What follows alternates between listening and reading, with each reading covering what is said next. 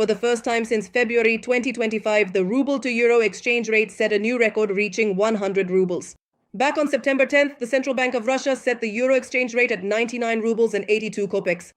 Subsequently, the European currency rose in price by almost 2 rubles at once.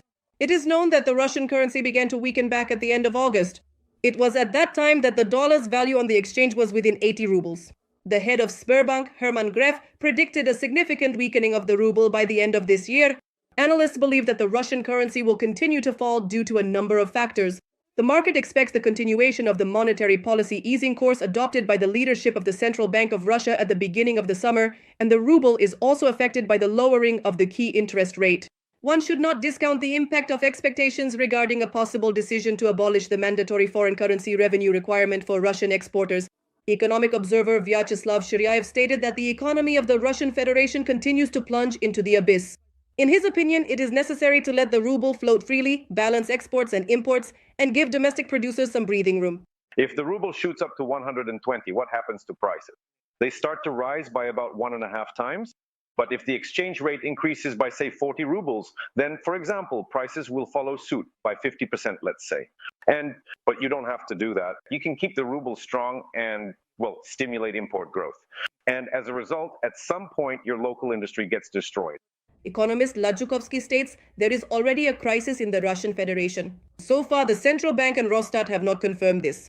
Apparently, they don't want to be recognized as underground counter-revolutionaries, says the economist. The fact is that the Russian economy has been declining throughout all of 2024, and the civilian sectors have been falling since the end of 2023 and all through 2024.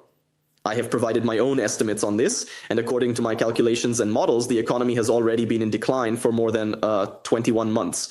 There is a recession in everything not related to the military-industrial complex. There is a decline. And the official figures show this as well. The economic growth rate has dropped almost to zero. That's it. We've hit the wall. Meanwhile, the Bank of Russia continues to refrain from publishing a forecast for the ruble exchange rate in the medium term. We are kicking off the new season of the program Your Money with detailed economic forecasts from highly regarded experts for 2026.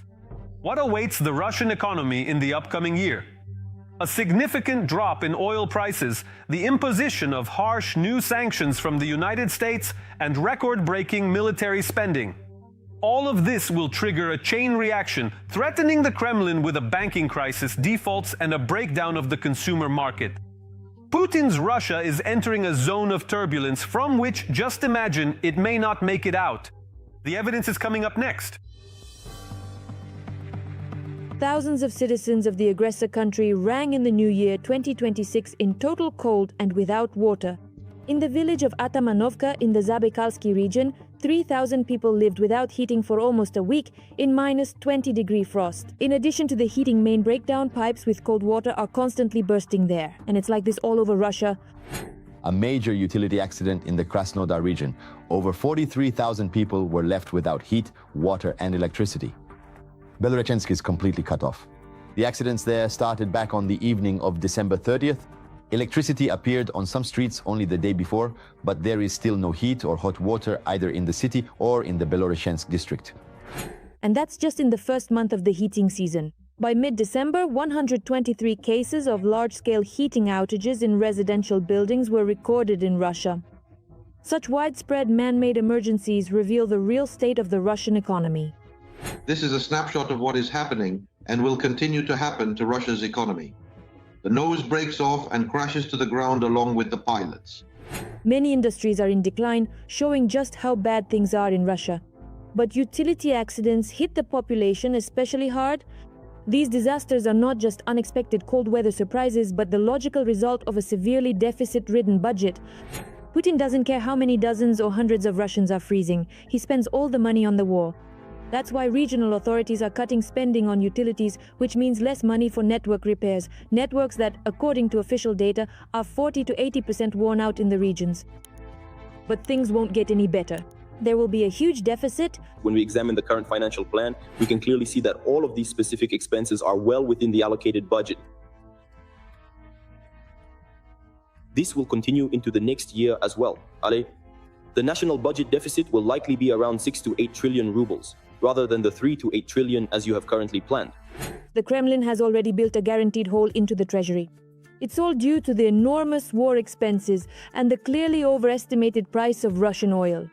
The Russian Federation's budget is based on an average annual oil price of $59 per barrel. So, in other words, it's a completely unrealistic figure. Today, the actual price of Urals is 50. The actual price of Urals is 50. But that's the spot price for Urals at 50. That is, the contract price for Urals is even lower. Do you see what the problem is? The problem is that there are simply no other sources at this time. Russian officials are now openly admitting that instead of 45% of the Russian budget being funded by oil and gas revenues this year, it will actually be only 27%. The Central Bank of Russia has already warned that without an increase in oil prices, the budget will have to be cut. If in 2026 Russian oil remains at current levels, the authorities will have to revise what was laid out in the budget. $59 per barrel, which means expenses will have to be reduced. Analysts are certain that the price of Russian oil will not only fail to stay at its current level, but will continue to fall. This is a global trend, and even the most serious international upheavals have not affected it. Neither the political tension, to put it mildly, in Venezuela that preceded Maduro's overthrow, nor the widespread protests in Iran, which are said to foreshadow the possible imminent collapse of the Ayatollah's regime, have had any noticeable impact on the situation. The price situation on the global oil market is very interesting. Prices kept falling. Except for low oil revenues, experts are warning about a banking crisis. Non-payments are rising, companies are taking on more loans, while the economy is declining. One morning, someone woke up, rubbed their eyes and said, "Oh, we've just discovered that the Russian banking system has a staggering 10 trillion in bad debts." As they put it, this is not a banner for the banking system. Interestingly, this is already the second year, says the Center for Macroeconomic Analysis and Short-Term Forecasting, which has always predicted a crisis in Russia in 2025. But the government has managed to contain this crisis, apparently by secretly injecting money into the capital of the largest state-owned banks. Now the center is analyzing again, and they are once again saying that by September 2026, there will be an acute banking crisis. Therefore, as they say, banks won't be able to cover everything, solve everything, or resolve the entire problem in the economy. Russian citizens themselves are facing new levels of inflation. Russia is preparing for a sharp increase in electronics prices.